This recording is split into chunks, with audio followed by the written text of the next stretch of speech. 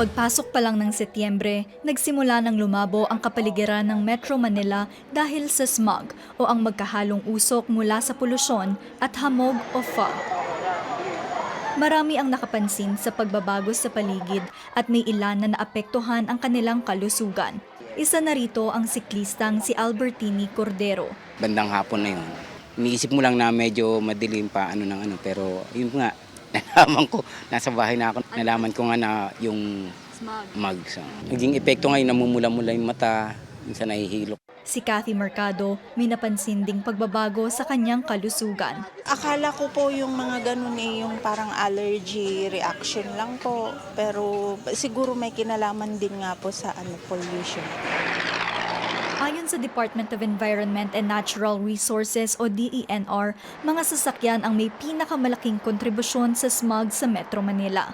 Nagtagal pa ang smog ng ilang araw dahil sa tinatawag na thermal inversion. It's a natural phenomenon that occurs when we have a very hot day, for instance, the pavements, buildings during the day, and then when it cools down, the temperature goes up and it's in the upper atmosphere, and this prevents the pollutants from going up. When there's haze, there's cause for concern, especially for people who have heart disease or have difficulty breathing.